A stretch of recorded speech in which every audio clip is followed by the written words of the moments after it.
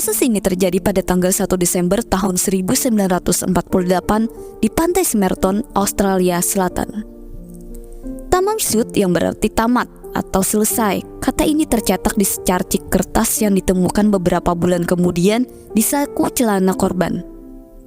Sebelum korban ditemukan, yaitu pada tanggal 30 November 1948, beberapa pasangan di pantai Smerton Park di Australia Selatan melihat seorang pria tak dikenal mengenakan setelan jas merosot ke dalam dinding dalam posisi yang tak biasa.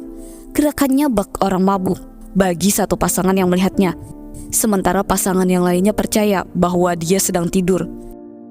Keesokan paginya pada tanggal 1 Desember 1948, saksi kembali ke pantai dan pria itu masih membungkuk di posisi yang sama seperti tempo hari. Saksi itu bernama John Ians dan dia mencoba melihat lebih dekat dan menemukan bahwa orang itu telah meninggal. Korban adalah seorang pria yang teridentifikasi yang ditemukan dalam keadaan meninggal pada pukul 6.30 pagi. Korban diperkirakan berusia 40 tahun.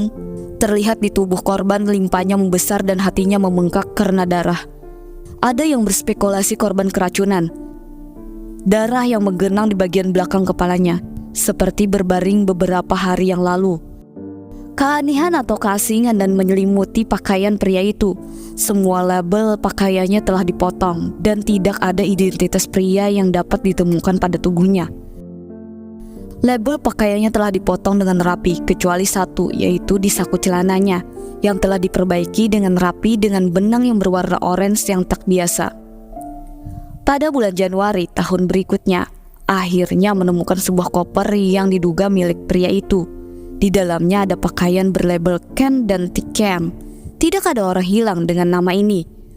Ada pula beberapa barang lain dan benang orange yang cocok dengan benang yang digunakan untuk memperbaiki celana pria yang tak dikenal itu.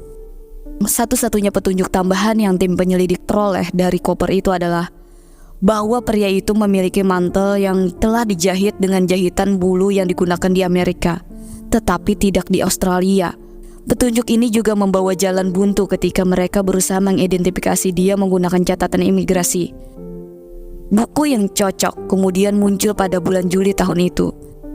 Seorang pria lokal telah menemukan buku itu di mobilnya yang telah diparkir di dekat pantai Smerton pada Desember sebelumnya.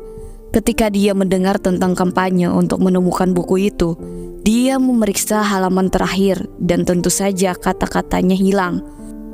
Di buku tersebut, tepatnya di bagian halaman belakang terdapat lekukan kertas bekas sebuah tulisan tangan dan beberapa nomor telepon lokal tak dikenal namanya.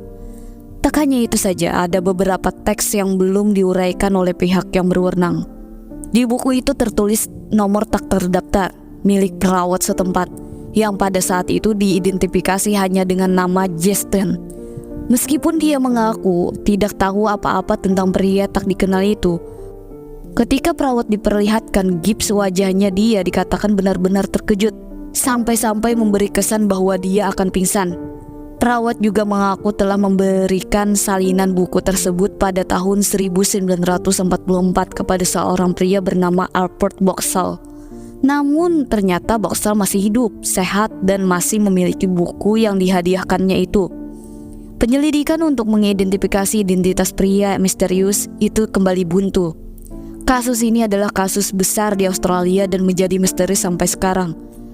Banyak yang berspekulasi mengenai penyebab kematian korban.